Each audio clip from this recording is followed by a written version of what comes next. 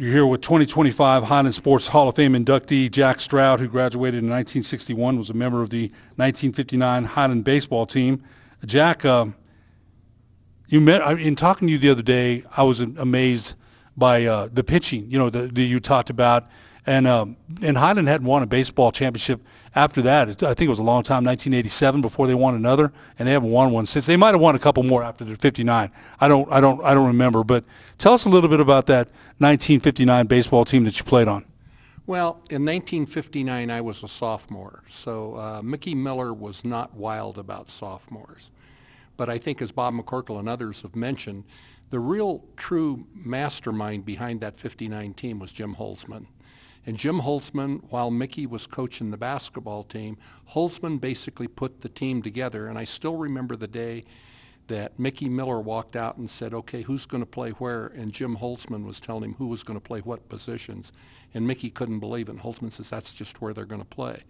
And he put that team together, and Jim apparently must have seen something in me. But anyway, I got an opportunity to pitch, and when the state tournament came around, Dave Brummel won the first game. I beat, I think it was Bayard Cobre in the second game, and then I think we finished up beating Las Cruces for the state championship. But that was just kind of an anomaly. And then 2 years later, we lost in the semifinals to Las Cruces. But as you say, I don't think they won a state championship since. They won one in 1987. That might have been the last time that they. But you mentioned Coach Holzman, as did Bob McCorkle, and Coach was here. I didn't even know he was here. I told Bob that. I couldn't. I've got him here today. Yeah, you know what? He hadn't been out for a while. But a memory like a steel trap. Your Highland experience here was great. Obviously, you're very proud to be a Hornet. But, you go on to Missouri, part of a Big 8 championship there.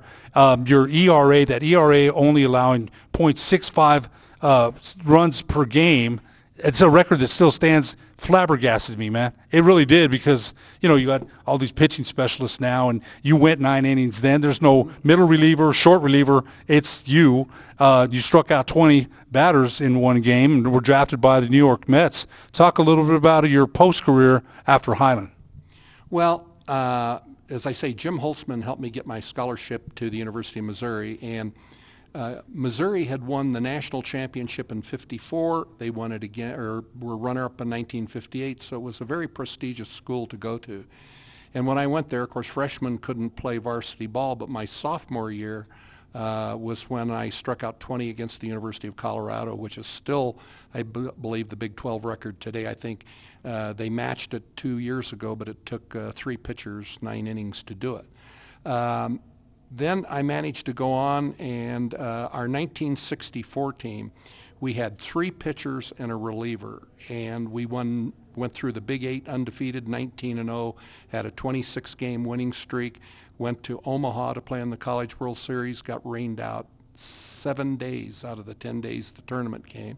And ironically, that's why we lost the national championship, because we lost to the University of Minnesota, whose star pitcher got to pitch 4 games, and uncharacteristically, we made 4 errors in the national championship game and lost. But again, as I will just say, in that 1954-64 team, in I think 43 games, we gave up 1 runner less in 2/3 of them.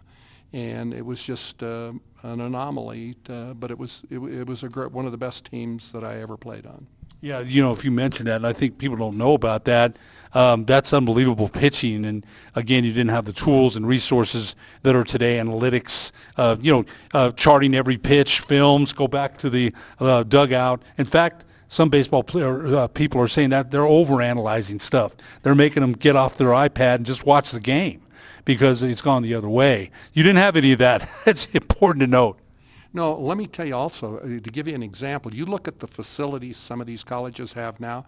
Now, let me give you an example. We were the #1 team in the nation, and we had bleachers in the stands. We did not have a dugout. We had benches down the first base line and the third base line, and our outfield fence was a picket fence. And, people have so much more. And when you say, we didn't have nearly the facilities, we didn't have the training techniques that they had now, we didn't have the analytics, but I do have to tell you, I think we had more fun playing then than a lot of them do today. You know what? I would probably say you might be right about that, because everything is, like I said, I read an article in Sports Illustrated. They're telling players, hey, stop with the iPad after every pitch and just watch the game. So I think you might have some good points there. Jack, just tell us about your Highland experience here to wrap it up. It's a great honor for us to have you here as part of our inductee class of 2025. But just wrap it up for us. Yeah, let me tell you, I grew up with Tommy McDonald being a few years ahead of me.